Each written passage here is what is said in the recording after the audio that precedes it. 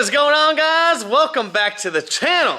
Up next on the chopping block, Johnny's Mustang S550. So we've got Johnny's car back. You guys have seen Johnny's car actually a few times on the channel. Originally it came to me after he got an RPG built engine, and we put CO2 on it, AMS 1000. This is when I was doing stuff out of my house. So I did a AMS 1000, CO2, what else I do? Did some new suspension mods and a few other small knick-knack things. But his car is back because he's having some IAT issues. So it's a Hellion bottom mount kit with only 62mm turbos. It does have the race intercooler upgrade, so it's a little bit thicker intercooler from Hellion, although it's still not that thick. So he's having IAT issues, and he's not really wanting to upgrade the turbos yet, and he doesn't want to put in another intercooler because he just got this one. So essentially we kind of talked about it, and next year we're going to kind of do like a new phase of his car, because he does have a super badass locked out RPG built motor, sleeved, and then he has a built 4R200. So the car's set up to hold a ton of power. You playing with the vacuum? The car can it's built to handle a lot of power, but he's got smaller turbos, and so when you have smaller turbos, we're pretty much overworking him. But his car flies for how heavy it is. It is a full weight car, stock brakes, stock K-member, leather, premium. It's a super nice looking car. So anyways, kind of like a budget friendly fix for the IAT issues is we're going to do a snow methanol injection kit. So what we got to do is tap the intake manifold, because we're going to switch it to an IAT sensor from VMP, which is right here. So it's going to have an IAT sensor through the manifold. It's a little VMP kit, so you got to tap the intake manifold. So we're kind of cleaning it up and figuring out where we're going to tap that at. And then we're going to run the snow methanol kit. We're going to tap the nozzle under the charge pipe. So if you have a MAF, you want to do it post MAF. His MAF kind of is going to have like a dummy plug now, but we're still going to do it up here. This is actually the bottom side of the charge pipe. So we're going to get working on Johnny's. This shouldn't be too bad of a job. We're kind of fitting it in between the other cars, because you guys saw in the previous video we finished Jack's car, and it's getting aligned tomorrow. Jack's picking it up this weekend. And so before we start on Mike's car, which we'll talk about that one in an upcoming video once we finish Johnny's, but Mike's getting a ton of stuff done. That thing's going to be a little killer. Whoa, you're exposing the content. I said it's going to be a killer, that's all. It's going to be a killer. So in the interim, we told Johnny we'd fit his in real quick before we go full blown on Mike's car. So time to get started. Free detail with an install. So we need to go get some a 3/8 drill. Chase makes fun of me because now I want to Deutsch the world. But we need to get a 3/8 drill and tap tomorrow for the IAT sensor. So we decided to move on. Bless you. Bless you. Oh, God almighty. You okay? Did I bless you? Dying. So we decided to work on the back for now so we can get something done tonight. So we're mounting the tank and the pump. You want the tank above the pump so the pump's not starving for fluid. And then we have to install a sensor in the tank as well. So we're riv nutting the pump down there, and then we'll show you where the tank is installed, right where Chase's little arm is. We're trying to find a good place to install it, because I've seen people put them in the corners, but then they're super hard to fill. And he's not going to have this forever. So, and he hasn't really used the trunk for anything.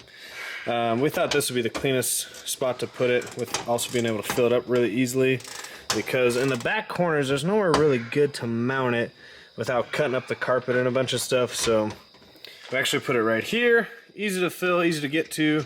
And then the pump's right there, same thing. You lift up the carpet if you have any issues with the pump, but that's where the pump's going to be mounted. And then Chase cut the carpet just a little U shape to get around the fitting there. So we'll show you guys real quick, because he's just tightening the pump down.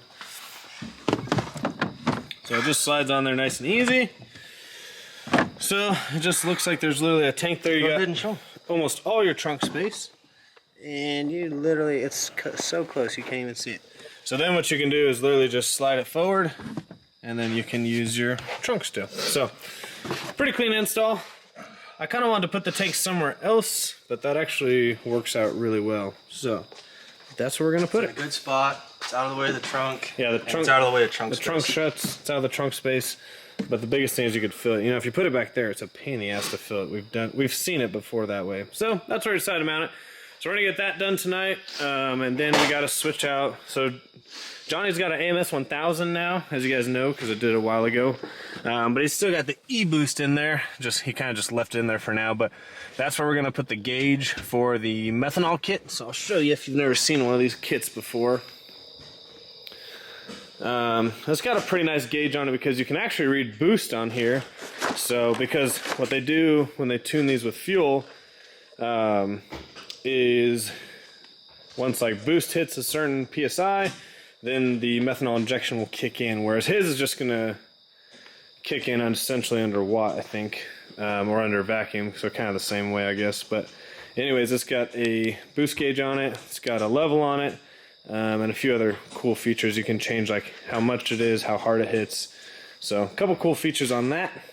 So that gauge is gonna go where the E-boost is at. We don't know how much it'll help the IATs, but it should help them some. But essentially, obviously in the long run, he's got to get a bigger intercooler and we'll do bigger turbos, but this should at least help him out through the rest of the year. And these are pretty inexpensive. I think this kit was only like, I don't know, $450 or $500. Pretty inexpensive kit compared to like upgrading turbos, which can be $2,000 to $3,000. And the intercooler that I have previously spec'd out for these Hellion kits, which is a super thick race intercooler, air to air still, they run between like $1,700 and $1,800. So a little bit cheaper way to get some cooler IATs. Obviously it won't work as well as upgrading the intercooler to the turbos, but that's what we're gonna do for now. Speak on my life without knowing the real.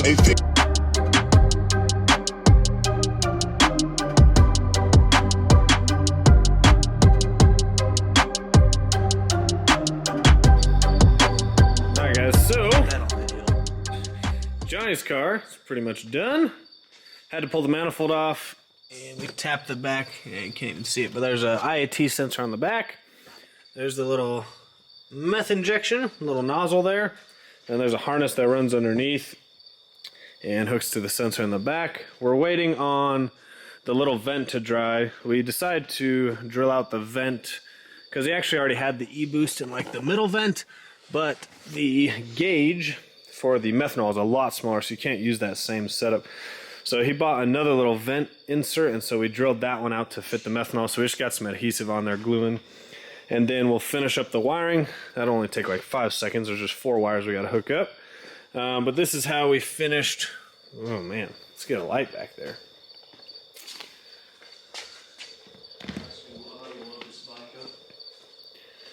So this is kind of how we finished everything back here. Got the pump mounted, Deutsch connector down there, another Deutsch connector. Sorry, it's super dark. And then we just got the tank right there. So yeah, we're just gonna leave the carpet off until we can check for some leaks tomorrow. But there's the carpet right there.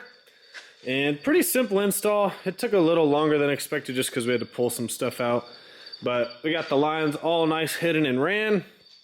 And like I said, once we get the gauge, once that's done drying, Johnny's car will be good to go. And we don't have any of the snow methanol injection, so he's gonna have to bring some so we can test for leaks and make sure everything is good to go.